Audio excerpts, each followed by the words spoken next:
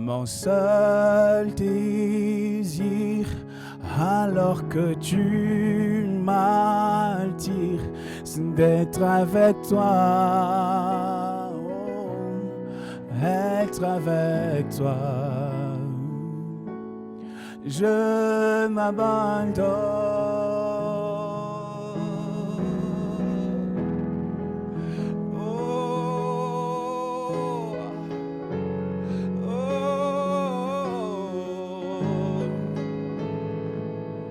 Ta grâce.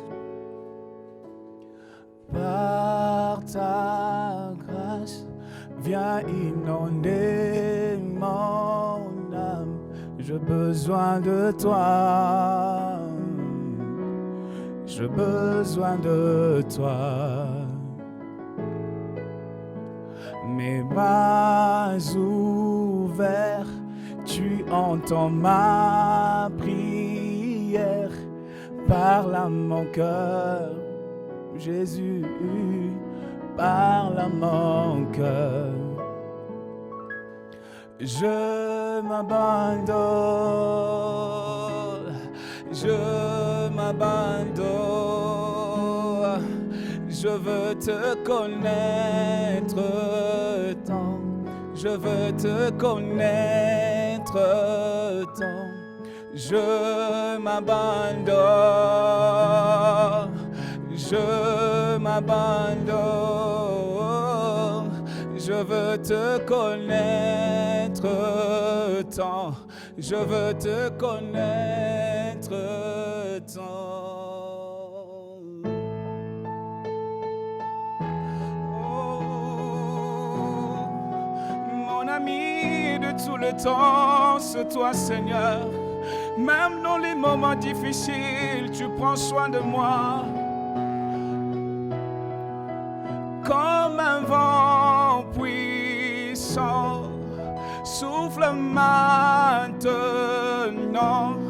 Dieu vient régner, Dieu vient régner en moi. Comme un ouragan, réveille mon âme. Dieu vient régner, Dieu vient régner en moi. Je m'abandonne, je m'abandonne. Je veux te connaître tant, je veux te connaître. Que Dieu vous bénisse abondamment au nom merveilleux de notre Seigneur et Sauveur Jésus-Christ. Alors, le thème que j'ai choisi pour vous cet après-midi, c'est réformer vos cœurs, n'étant pas méchamment les pièges à ton prochain. Amen, amen. La semaine passée, j'ai enseigné et je continue à marteler sur le cœur de l'homme qui doit subir des réformes rationnelles et qui doit se conformer à la volonté de Dieu. Est-ce que je parle à quelqu'un? Dieu s'inquiète quand il sonde les reins et les cœurs des êtres humains et il dit que le cœur de l'homme est méchant et tortueux, qui peut les sonder. Amen, amen. Voilà pourquoi les chrétiens doivent avoir un bon cœur.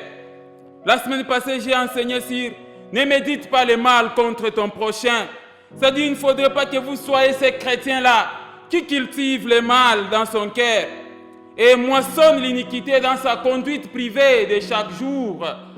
Et dans l'entretemps, ces chrétiens-là cherchent à apparaître juste devant les yeux des hommes. Ça, c'est de l'hypocrisie au vrai sens du mot.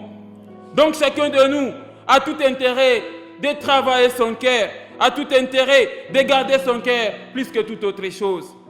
J'ai insisté la fois passée que l'homme naît naturellement bon, mais très souvent, au fur et à mesure qu'il grandit, il est influencé par les démons, il est influencé par la société, il est influencé par les mauvais conseils et par la mauvaise compagnie.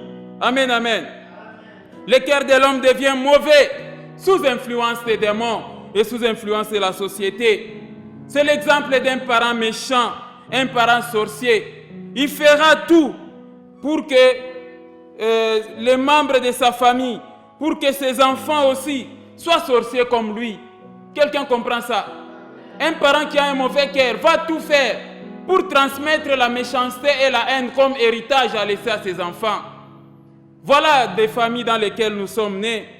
Un membre de famille qui a un cœur mauvais sera ami aussi de mauvais dans la famille. Un membre de famille qui a un bon cœur aura aussi des amis seulement ou s'entendra avec les membres de famille qui ont des bons cœurs. Mais les deux côtés tiennent toujours des réunions. Quand les gens de mauvais cœur se rencontrent, c'est pour tenir des réunions de destruction de la famille, des réunions de blocage, des réunions de sorcellerie. Et quand les gens qui ont un cœur bon se rencontrent aussi, c'est pour chercher et réfléchir sur comment faire évoluer la famille, comment faire avancer la famille. C'est ça la différence. Alors toi, mon frère, ma soeur qui m'écoute, alors par rapport à la famille ou par rapport à la société, tu assistes à quel type de réunion? Est-ce que je parle à quelqu'un? Amen, amen. En tant que chrétien, c'est l'avancement de la famille qui doit vous préoccuper. Quelqu'un comprend ça? Tu ne dois pas être ce chrétien-là en train de réfléchir sur comment bloquer les gens, sur comment déstabiliser les foyers des gens, sur comment amener la médiocrité dans la vie, comment maudire, comment tuer. Amen, amen. Comment comploter. Laissez-moi vous donner un exemple. Lisons d'abord le livre des psaumes. Vous allez voir pourquoi chercher à réfléchir sur faire tomber quelqu'un. Est-ce que je parle à quelqu'un? Lisons Psaume chapitre 31. Nous lisons le verset 14. La Bible dit ceci. J'apprends le mauvais propos de plusieurs, l'épouvante qui règne alentour. Quand ils se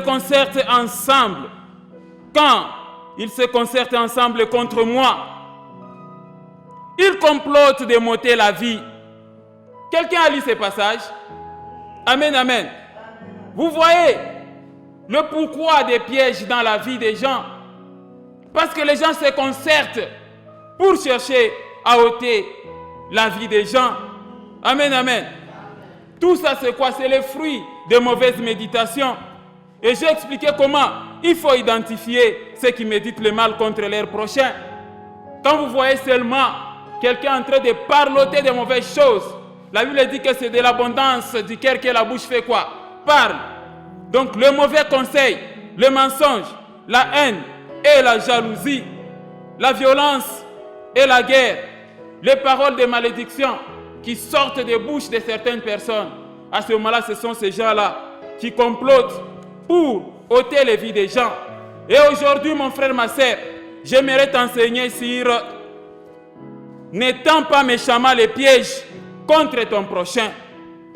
La réforme de nos cœurs voudrait que toi, en tant que chrétien, tu ne dois pas être celui-là qui doit piéger les autres. Est-ce que je parle à quelqu'un?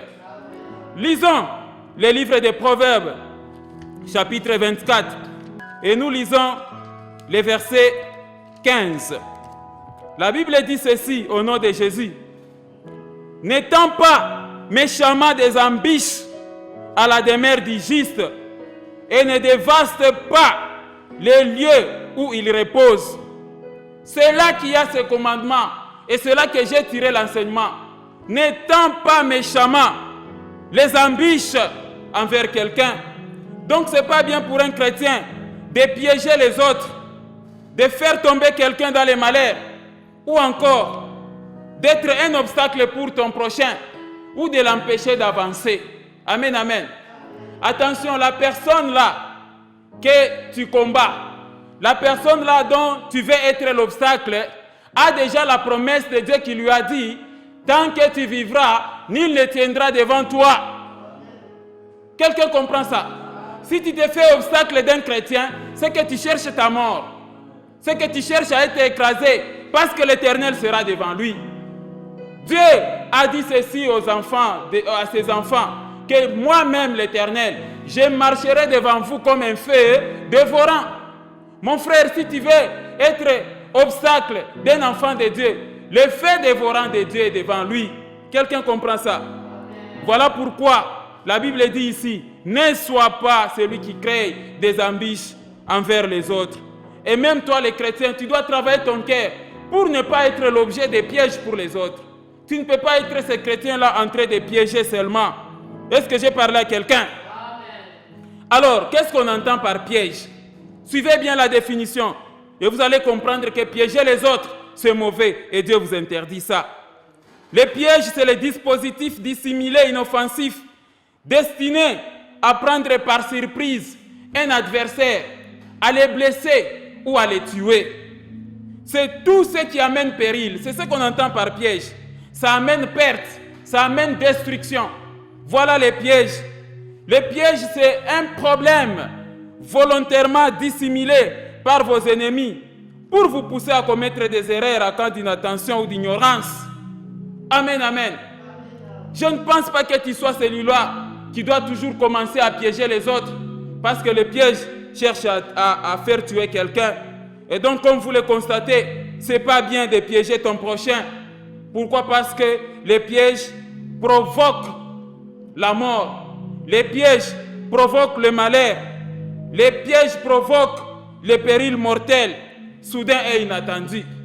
Est-ce que je parle à quelqu'un? Tu peux te poser des questions, mon frère, ma soeur. Qui peut te piéger? Aujourd'hui, tel que tu es là, qui peut te piéger? Ça, c'est une question fondamentale. Amen, amen. Lisons Psaume chapitre 38, le verset 13. Ce passage vous donne la catégorie des personnes qui peuvent vous piéger. La Bible dit ceci: ceux qui en veulent à ma vie tendent leurs pièges.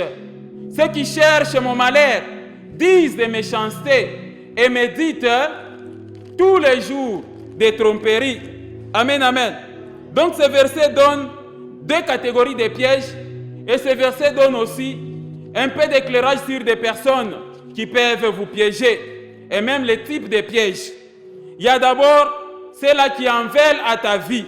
Ceux-là qui en veulent à ta vie, c'est-à-dire toute personne qui désire te voir mourir, il peut toujours te piéger. Quelqu'un comprend ça? Et attention avec ces pièges-là, parce qu'un piège qui cherche à te tuer subitement, ça pousse quelqu'un à mourir subitement. C'est le cas des accidents, par exemple, de circulation, dont l'auteur, c'est la sorcellerie. Amen, amen. Là, on ne te donne même pas l'occasion d'aller à l'hôpital. C'est le cas de fois du poison subite. Là, c'est un piège qui te tue directement. Ça, en tout cas, Dieu interdit aux chrétiens de piéger quelqu'un ou de ne pas mettre fin à la vie de quelqu'un. Est-ce que j'ai parlé à quelqu'un? Il y a aussi, comme le verset l'indique, ceux qui cherchent mon malheur. Donc, il existe aussi des pièges. Ces pièges-là, il va te laisser vivant, mais il te plonge dans les malheurs. Est-ce que j'ai parlé à quelqu'un? Les exemples sont nombreux. Les pièges qui laissent quelqu'un dans les malheurs, c'est le cas des pièges d'escroquerie. C'est le cas, par exemple, un ami qui te pousse à connaître l'adultère avec quelqu'un qui est atteint du VIH-Sida. Celui-là, à ce moment-là, c'est un piège, mais qui te met dans les malheurs. Ou bien, on a ensorcelé ton fils, il est décédé.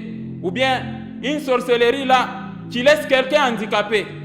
On n'a pas voulu te tuer, mais on t'a piégé pour rester handicapé, ou bien on te crève l'œil. On a vu ça dans des familles. Les gens sont restés handicapés tout simplement à cause de la méchanceté de quelqu'un. Amen, amen. Ça, c'est les pièges, ça. Quelqu'un comprend ça? Donc, nous retenons que ceux qui peuvent vous piéger, dans l'ensemble, ce sont vos ennemis. Ceux-là qui en veulent à votre vie. Comme la Bible le dit en Psaume 38, verset 13. Ceux-là qui en veulent à ma vie sont en train de tendre leurs pièges. Ceux-là qui cherchent mon malheur sont en train donc de parler de méchanceté et méditent le mal. Amen, amen. Vous devez donc connaître des personnes qui peuvent vous piéger. Et j'ai essayé de regrouper pour vous les ennemis dans l'ensemble qui peuvent commencer à vous piéger. Qui sont-ils? Amen, amen. Et j'ai essayé de regrouper pour vous 4 catégories. La première catégorie, c'est la catégorie des membres des familles. Souvenez-vous, J'ai beaucoup enseigné sur vous serez livrés. Vous serez livrés par vos parents, vous serez livrés par vos frères, par vos proches, ainsi de suite. Ainsi, sachez-le bien, que même dans les domaines des pièges, quand je vous enseigne, n'étends pas méchamment les pièges à ton prochain. Les premières personnes qui peuvent vous piéger, ce sont vos propres membres de famille. Parce que le diable, pour vous piéger, il utilise des fois les personnes avec lesquelles vous partagez le même sang. Amen, amen. Vous devez faire très attention. Donc, il n'est pas exclu dans la compétition spirituelle que vous soyez piégés par vos propres membres de famille. Est-ce que j'ai parlé à quelqu'un? Lisons un peu le livre de Michée. Michée chapitre 7. Et nous lisons les versets 2. L'homme de bien a disparu du pays. Il n'y a plus de justes parmi les hommes. Ils sont tous en embuscade pour verser le sang. Chacun tend un piège à son frère. Ha! Quelqu'un comprend ça? Chacun tend un piège à son frère. Vous voyez ça? Ceci n'est pas étrange parce que Christ nous a déjà préparé à ce sujet. Christ dit que l'homme aura pour ennemi les gens de sa maison. L'homme aura pour ennemi les gens de sa famille. Ne sois pas ce membre de famille-là qui est en train de piéger les autres ou tu sois réputé comme celui qui sacrifie les autres. Tel est le cas de foi aussi. Pour toi, la belle mère compliquée. La belle mère qui aime toujours s'ingérer dans le foyer de son fils. Tu viens faire quoi là-bas?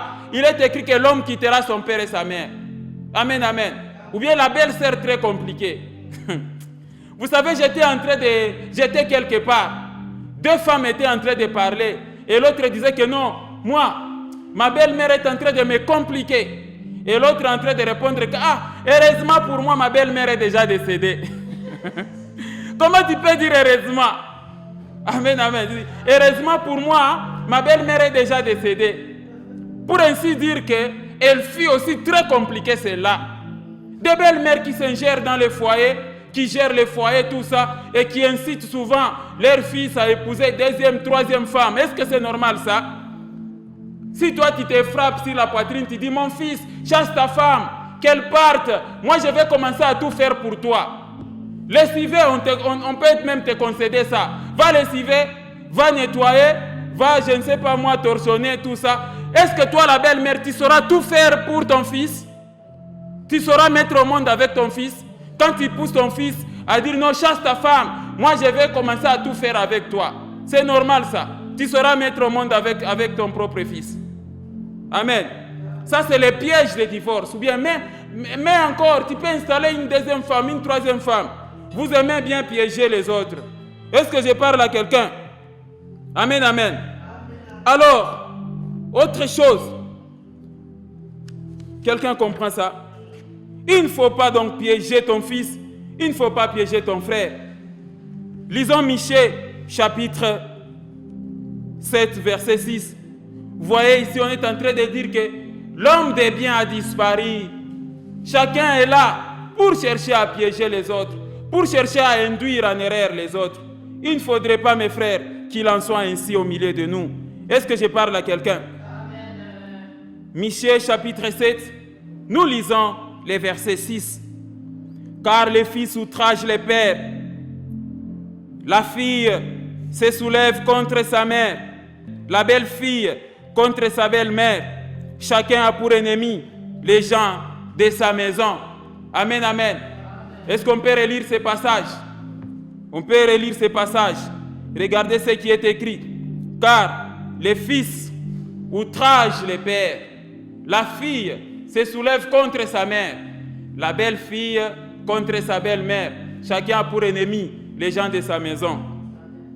Bon, et toi aussi la belle-fille. Toi aussi la belle-fille.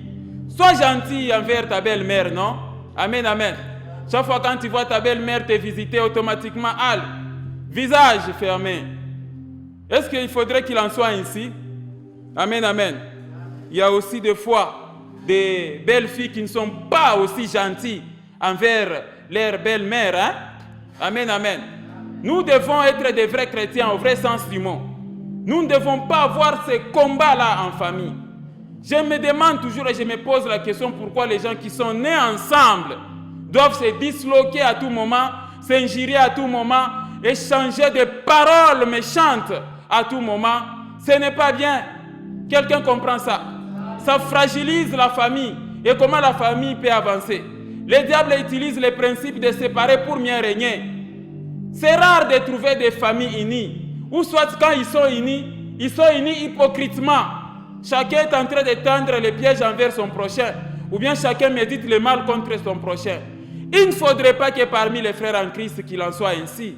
Est-ce que j'ai parlé à quelqu'un? Donc ici, Dieu nous interdit de piéger les autres et Dieu nous demande de ne pas piéger les autres. Quelqu'un comprend? En tout cas, chers membres des familles, nous vous en supplions au nom de Jésus. Entendez-vous et vivez en paix. Amen, amen. Chers couples, vous qui êtes en dislocation tous les jours, je vous en supplie, il ne faut pas commencer à piéger madame ton épouse, monsieur ton époux. Arrêtez de vous piéger les uns les autres, de vous provoquer les uns les autres. La bagarre commence par quelque chose. Il y a toujours un conjoint qui a piégé pour que la bagarre commence, pour que les injures commencent. Amen, amen. Est-ce que j'ai parlé à quelqu'un? Vous avez des fois vos humours à vous, vos problèmes à vous. Et surtout si vous êtes au milieu des gens, il y a des fois des femmes qui se plaignent. Moi, mon mari, il m'injurie des fois au milieu des gens. Mais des fois, ce sont tes réactions négatives aussi. Amen, amen. Oui, mais toi aussi, l'homme, quand vous êtes dans un environnement, est-ce que c'est là qu'il faut s'échanger des paroles avec ton épouse, s'échanger des coups? Et puis à l'église, tu commences maintenant à adorer. Non, quelqu'un comprend ça. Arrêtez, s'il vous plaît. Et je ne cesserai jamais de vous exhorter, vous qui vivez en couple, d'harmoniser vos couples pour que la bénédiction abonde. Est-ce que j'ai parlé à quelqu'un? Deuxième catégorie des personnes qui peuvent vous piéger en dehors de vos membres de famille. Parce que pour ce qui concerne les membres de famille, j'ai déjà abondamment prêché là-dessus. Vous trouverez votre oncle qui vient du village et dans son sac là, il y a des fétiches. Et quand il fait nuit, il va là, il enterre quelque part dans une parcelle. Ou bien en collaboration avec votre papa. Ça, c'est le piège, ça, du monde des ténèbres. Et vous trouvez des parcelles hantées. Pourquoi non? La tante est venue du village et elle a enterré quelque chose. Vous voyez des fois, la jeune fille est partie à l'école, mais la maman va prendre le fétiche et va mettre ça dans les laits de beauté pour que la fille soit draguée à tout moment et qu'on donne à la fille de l'argent. Et quand la fille revient avec la grossesse à la maison, qui est l'auteur? C'est toi la maman qui est allée chercher le fétiche. Amen, amen. La fille ne sait rien, mais vous prenez dans les laits de beauté, vous y mettez des histoires. Ce n'est pas sérieux, surtout les femmes qui sont traditionnalistes, qui aiment bien toucher facilement aux fétiches. Deuxième catégorie des personnes qui peuvent vous piéger, c'est la catégorie membres de l'église. Ça devient très très grave si dans l'église, il se trouve des gens qui sont là seulement pour piéger les autres. Dieu nous interdit ça. Il ne faut pas piéger les autres. Est-ce que je parle à quelqu'un? Quand vous avez affaire à des faux serviteurs, ils peuvent vous piéger. Vous avez des faux frères, des sœurs qui ne sont pas correctes aussi. Elles peuvent aussi vous piéger. Amen, amen. Quand vous êtes dans la catégorie des faux serviteurs, mes frères et sœurs, si un serviteur est faux et qu'il est dans l'église, ou s'il est aventurier, sachez qu'il sera l'objet des pièges. Il va commencer à piéger les chrétiens. Attendez-vous à des pièges venant de vos serviteurs s'ils sont faux. Regardez les exemples des pièges. Par exemple, veillée des prières mensongères. Alors que l'homme a un plan d'adultère avec une jeune fille choriste, ou avec une femme mariée, ou bien avec une veuve. Un faux pasteur peut décréter que non, voilà, nous aurons veillé des prières. Mais vers minuit, ou bien vers 1h du matin, il disparaît pendant que la prière est en train d'être faite. Mais l'homme, soi-disant homme de Dieu, essaie de s'éclipser avec la jeune fille, disparaissent pendant 2 heures du temps et puis ils reviennent ensemble. Ce n'est pas sérieux ça. Amen. Ou encore tromper une jeune fille que non, j'ai un message pour toi. Je dois prier pour toi. Après le culte, toi tu vas rester, tu m'attends. Tu viens à mon bureau. Quelqu'un comprend ça? Ça c'est le piège. Il y a des fois aussi, on vous trompe que non, voilà, il y a des esprits dans ta chambre à coucher. Moi, je viendrai travailler. Et la femme calcule que l'homme d'abord voyage, ou bien l'homme est au travail. C'est maintenant que tu commences à appeler tes serviteurs là, tes faux serviteurs, que nous venez maintenant. Et les faux serviteurs viennent faire des cérémonies dans la chambre à coucher. Amen, amen. Ce n'est pas sérieux. Quelle est cette prière là où les serviteurs se concentrent seulement? Dada, j'ai un travail à faire dans ta maison. Chambre par chambre, vous laissez la maison. Des serviteurs qui s'amusent, ils jettent de l'eau, des fois de l'eau des cimetières. On vient jeter ça dans votre maison, soit disant qu'on est en train de bénir votre maison. Est-ce que c'est correct ça? Et votre mari n'est pas au courant. C'est souvent les femmes qui laissent la porte ouverte. Et quand la malédiction entre dans la maison, toi, la femme qui a permis aux faux serviteurs de venir faire des cérémonies sur les lits conjugales, tu seras la première à dire que non, non, ça, c'est la sorcellerie de ma belle famille qui vient de mon mari. Quelqu'un comprend ça? S'il vous plaît, chers serviteurs, vous ne devez pas être un aventurier dans l'église, vous ne devez pas être là pour piéger les autres. Lisons Jérémie chapitre 5. Vous allez voir comment Dieu est en train de parler par rapport aux faux serviteurs qui sont là pour piéger les autres. Jérémie chapitre 5, nous lisons les versets 26 et les versets 27. La Bible dit ceci au nom de Jésus-Christ. Car il se trouve parmi mon peuple des méchants. Il se trouve parmi mon peuple des méchants. Ils épient comme l'oiseleur qui dresse des pièges. Ils tendent des filets et prennent des hommes. Comme une cage est remplie d'oiseaux, leurs maisons sont remplies aussi de fraudes. C'est ainsi qu'ils deviennent puissants et riches. Amen, amen. Parmi mes serviteurs, dit l'Éternel, parmi mon peuple, il se trouve ceux-là qui piègent les autres. Quelqu'un comprend ça? Parmi les frères et sœurs, vous ne devez pas donc être ceux-là qui piègent les autres. Est-ce que j'ai parlé à quelqu'un? Vous devez donc faire très très attention. Amen, amen. Vous êtes aussi des fois victimes des faux frères. Vous êtes victimes des faux apôtres, des faux prophètes. Et une fois, vous avez cédé par exemple dans les domaines d'adultère. Ça reste ton secret, toi la femme. Hein? Et ça te fait des reproches tous les jours. Que non, je suis sorti avec tel pasteur. Il m'avait appelé seulement pour prier. Après, on a fait autre chose. Est-ce que tu auras le courage d'expliquer ça à ton mari?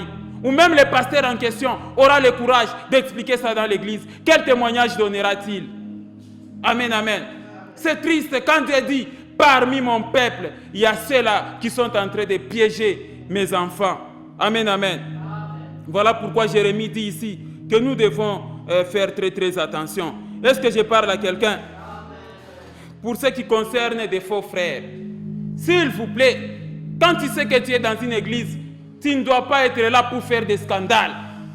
La sœur peut te donner son cœur pour les fiançailles, mais tu changes alors que tu as été un aventurier. Amen, amen.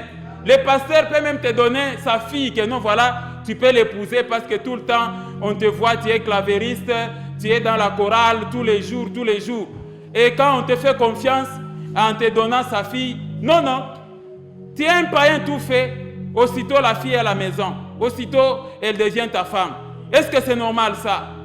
Amen, amen. Nous devons être sérieux avec Dieu. Nous devons donc être sérieux. Regardez comment la Bible parle des faux frères. Lisons 2 Corinthiens chapitre 11 au verset 26.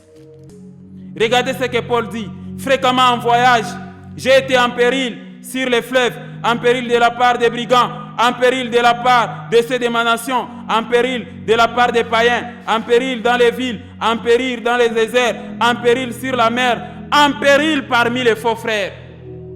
On a tendu des pièges à Paul par des faux frères. Amen, amen. Vous pouvez voir aussi dans les livres de Galates chapitre 2.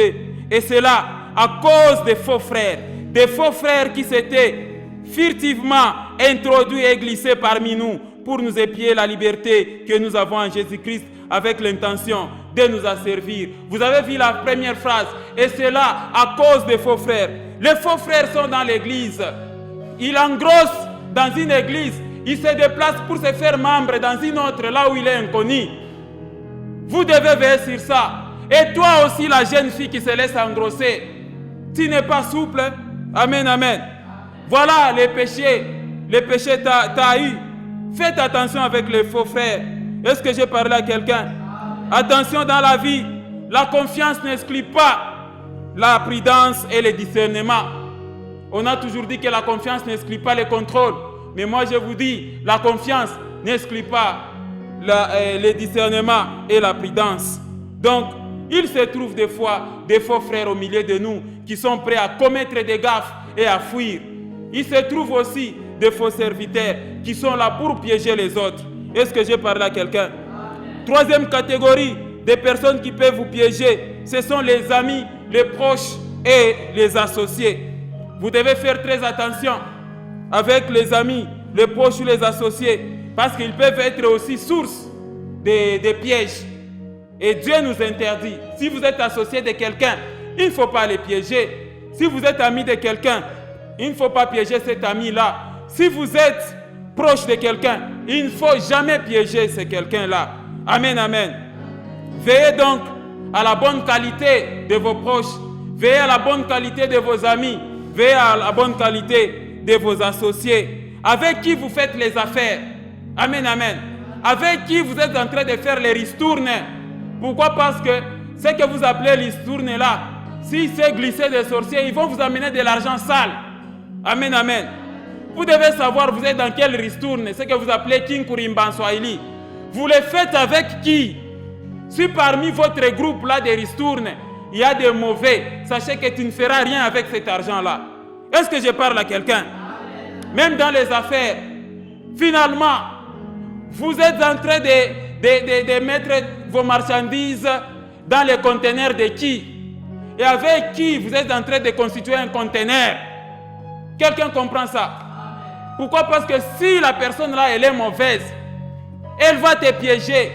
Il y a des fois les affaires qui ne marchent pas à cause tout simplement de la mauvaise association. Lisons Abdias chapitre 1, verset 7. Dieu vous appelle donc à la prudence. Vous avez quel type d'amis? Vous avez quel type de proches? Vous avez quel type d'associés? Vous avez quel type de collaborateurs? Quelqu'un comprend ça? Regardez Abdias chapitre 1, nous lisons le verset 7. Tous tes alliés t'ont chassé jusqu'à la frontière. Tes amis t'ont joué, t'ont dominé. Ceux qui mangeaient ton pain t'ont dressé des pièges. Ah. N'est-ce pas la méchanceté ça? Ceux qui mangeaient ton pain t'ont dressé des pièges et tu n'as pas su t'en apercevoir. Ah là là là là. Ça fait très mal, mes frères et sœurs. Vous partagez les pains ensemble avec quelqu'un. Vous partagez les repas ensemble avec quelqu'un. Mais imaginez-vous, c'est là qu'il y a les pièges. Vous partagez les verres ensemble avec quelqu'un, mais c'est là qu'il y a les pièges. La Bible dit que ceux qui mangeaient ton pain t'ont dressé des pièges. Est-ce que c'est normal ça? Tu as fait grandir la personne dans la maison et aussitôt la personne quitte ta maison et la personne commence à te combattre. Est-ce que c'est normal ça? Amen, amen. Chers couples, qu'est-ce que vous voulez que je parle encore là-dessus? Puisque vous mangez ensemble. Amen, amen. Est-ce que vraiment vous avez tout intérêt de se piéger? Non. Toi, l'homme là qui a l'habitude de piéger ta femme, et tu vas dire que non, nous n'avons moins d'air. Dès que je rentre à la maison, vous allez apprendre la bagarre. Et toi, la femme qui te dit aujourd'hui, dès que mon mari rentre, il faut qu'il y ait la bagarre. Moi, je vais me bagarrer aujourd'hui avec mon mari. Est-ce que c'est normal ça? Si mon mari rentrait seulement moi, je vais tomber malade. Je vais tromper que non, je suis malade. Est-ce que tu peux prendre des dispositions comme ça? Amen, amen. Oui, naturellement, il y a aussi des hommes comme ça. Hein? Tu veux jouer avec moi? C'est ça. C'est-à-dire, toi, tu vas là. Comment tu vois beaucoup comme ça? Aujourd'hui, il faut que je rentre ivre à la maison. Je dois être ivre à cause de ma femme. Amen, amen. C'est ça, ce que dit la parole ici. L'homme du bien a disparu. Pourquoi se piéger les uns les autres dans la vie en couple? Voilà pourquoi, tant que l'homme et la femme ne se mettront jamais d'accord, la bénédiction aussi ne sera pas là dans la maison. Amen, amen. Parce que la Bible dit que si 2 ou 3 s'harmonisent pour demander quelque chose à mon nom. Moi, l'Éternel, je le ferai. Tant que vous deux là, vous qui avez signé des alliances, je t'aime, oh je te chéris jusqu'à ce que la mort nous sépare. Tant que vous êtes en train de vivre en désaccord, il n'y a pas d'harmonie, sachez que la bénédiction ne sera jamais là. Amen, amen.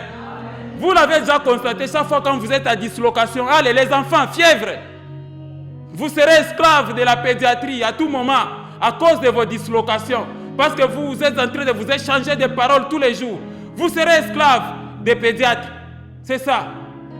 Un certain moment dans la pharmacie, là, c'est plein de médicaments seulement des bébés. Oracéphale, je ne sais pas moi, Normette, tout ça, ainsi de suite. Vous serez des spécialistes. Vous allez même commencer à faire l'automédication sur vos enfants. Parce que vous savez que non, c'est l'infection, c'est ceci, tout ça, ainsi de suite. Pourquoi? Parce que vous ne vous entendez pas. Amen. Lisons Jérémie chapitre 9. Jérémie chapitre 9, nous lisons le verset 8. Leur langue est un trait meurtrier. Ils ne disent que des mensonges.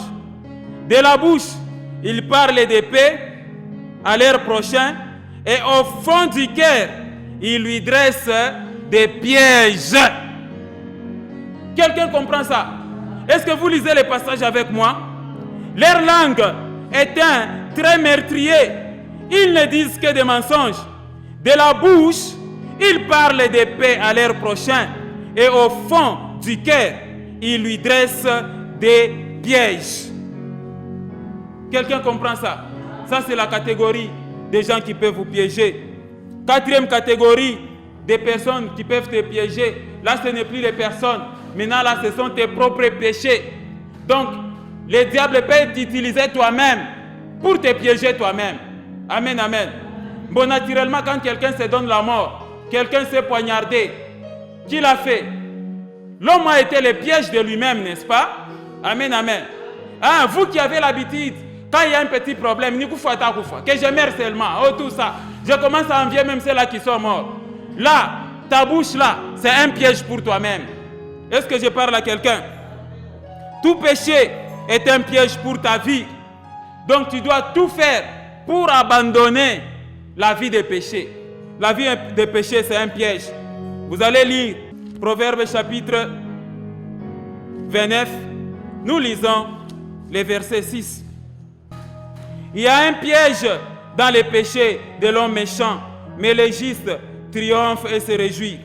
Donc tout péché, c'est vraiment un piège. Les péchés du mensonge, les péchés d'adultère, les péchés de colère, d'escroquerie, vente des choses avariées, les ventes de véhicules en panne, vente d'une maison à 2 ou 3 personnes à la fois. Tout ça, ce sont des pièges pour vous-même. Par exemple, les viols. On vous a attrapé en flagrant délit d'adultère avec une personne qui est mineure, vous voyez, et qu'on t'arrête au cachot. C'est toi-même qui as été le piège de cette affaire. Vous pouvez lire aussi Proverbes chapitre 22 au verset 5. Amen, amen. La Bible dit ceci, Proverbes chapitre 22, le verset 5. Des épines, des pièges sont sur la voie de l'homme pervers. Celui qui garde son âme s'en éloigne. C'est ça. Il faut s'éloigner des pièges toi-même. Il ne faut pas commettre des péchés en désordre. Regardez Proverbes chapitre 6, verset 26. Je vous fais lire très très rapidement.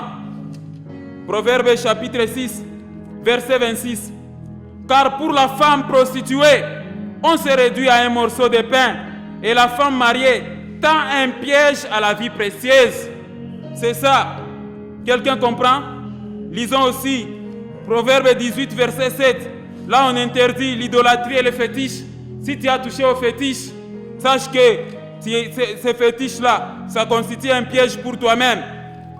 La bouche de l'insensé cause sa ruine et les lèvres sont un piège pour son âme. Si tu sais que c'est ton langage qui énerve ton mari, donc arrête d'énerver ton mari. Si tu sais aussi que c'est ton langage qui énerve ta femme, arrête d'énerver ta femme. Est-ce que je parle à quelqu'un? Nous devons contrôler le langage parce que le langage aussi constitue des pièges. L'idolâtrie, les fausses religions, tout ça ce sont des bêtises qui constituent des pièges. C'est trop dangereux si vous piégez vous-même dans votre propre vie. Amen, amen. Les pièges des ténèbres sont invisible. Quelqu'un comprend ça? C'est difficile de connaître les pièges du diable. Vous savez que sur tous les chemins, là où nous passons, il y a les pièges. Mais si tu ne demandes pas à l'Éternel pour qu'il aplanisse ta route, tu seras piégé, tu risques de tomber dans les pièges. La force du chrétien, c'est la vie de prière. Mais j'aimerais poser une question à mes amis couples, mes amis mariés. Il y a combien de temps vous avez prié ensemble? Ou bien chacun est en train de prier à son coin? Amen, amen.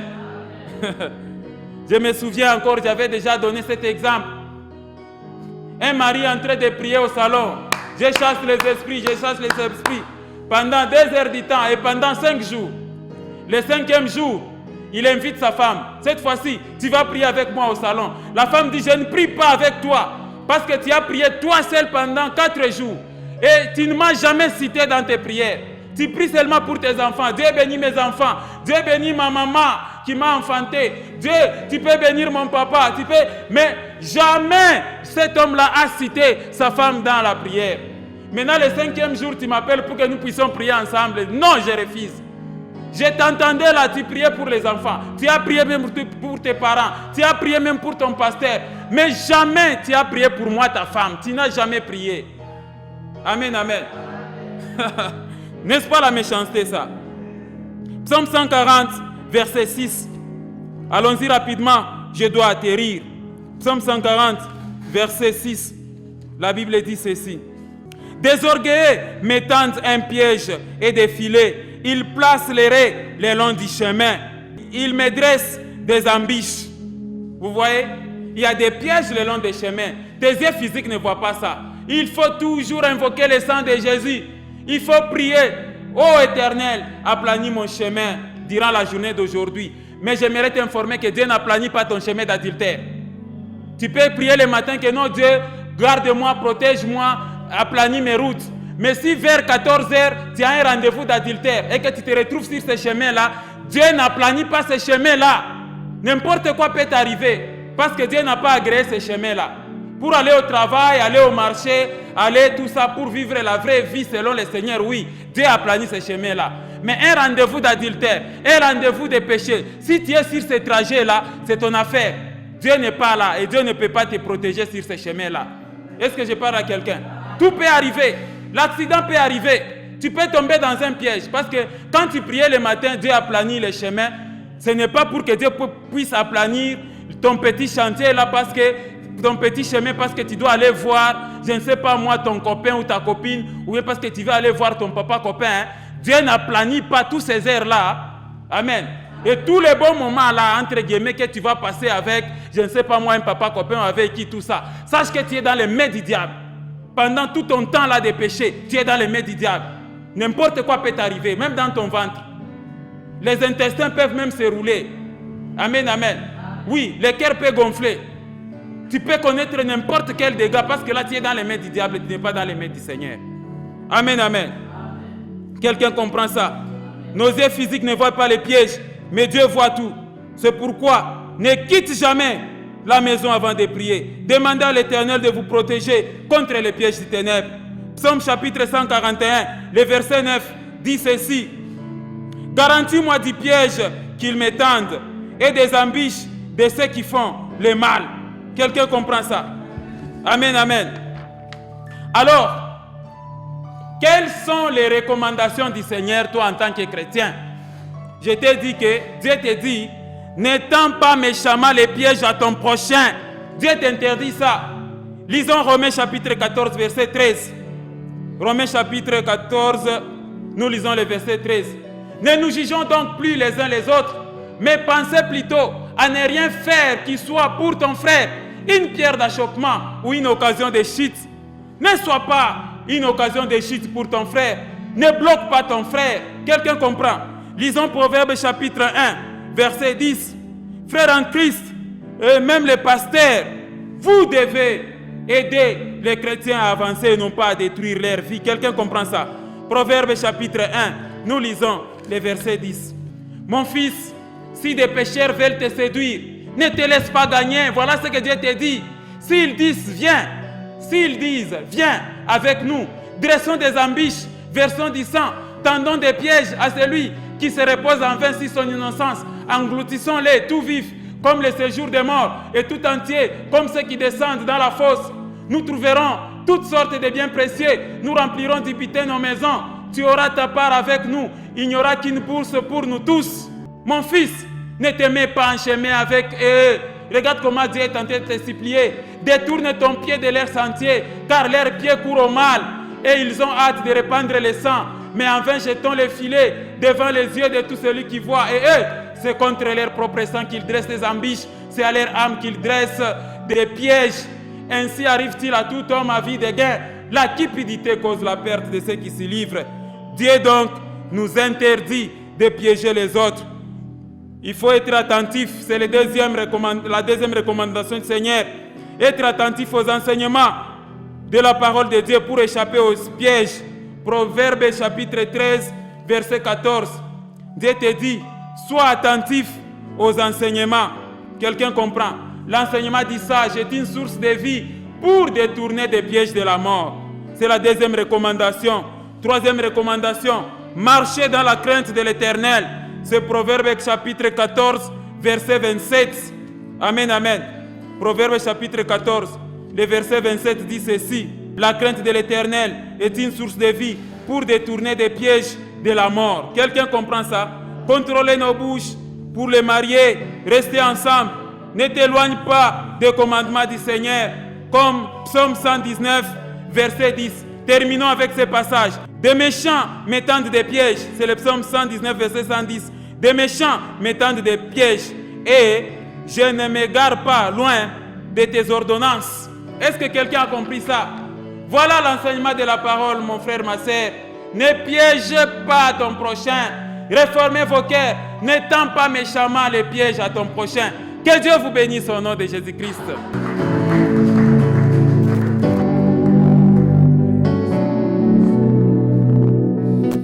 Prosterné, adorant, prosterné, adorant. Je m'attends à toi, tu es tout pour moi, éclairé de ta présence, prosterné, adorant, prosterné, adorant. Tu es Yahweh, hey, tu es Yahweh, tu es Yahweh, tu es Yahweh, oh, tu es Yahweh, Alpha et Oméga. Tu es Yahweh, Alpha et Oméga. Tu es Yahweh,